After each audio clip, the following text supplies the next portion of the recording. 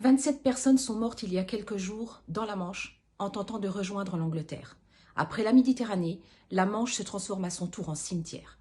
Comment en est-on arrivé là et que faire pour éviter ces drames? On en parle dans ce nouvel édito. Les raisons sont à chercher du côté de la militarisation croissante de nos frontières. En quelques années, c'est 70 km de clôtures hyper sécurisées qui ont été installées en Calaisie.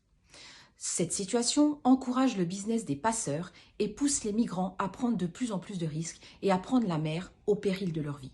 Sur place, tout est fait pour leur rendre la vie impossible. Oui, messieurs Dupond-Moretti et Darmanin, rendez-vous compte, on lacère les tentes des migrants. Tous les 2 jours, leurs camps sont démantelés, des affaires personnelles sont confisquées. Depuis septembre 2020, chaque mois, le préfet du Pas-de-Calais renouvelle l'arrêté interdisant la distribution d'aide alimentaire, empêchant les associations de venir en aide aux migrants. Cette stratégie répressive est non seulement inefficace, mais qui plus est, elle est indigne de notre pays. Nous devons au contraire mener une politique migratoire humaniste et réaliste.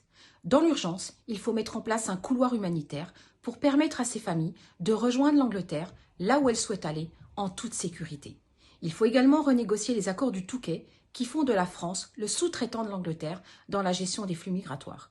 Et puis, pour celles et ceux qui sont sur notre territoire ou à nos portes, nous devons renouer avec notre devoir d'humanité et les accueillir dignement. Enfin, on ne migre pas par plaisir.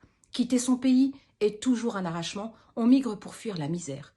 Nous devons donc veiller à ce que chacun puisse continuer à vivre dignement chez soi, auprès de ses proches et de ses amis. Pour cela, nous devons stopper les accords commerciaux qui détruisent les économies et sèment la misère, stopper les guerres et faire face aux bouleversements climatiques.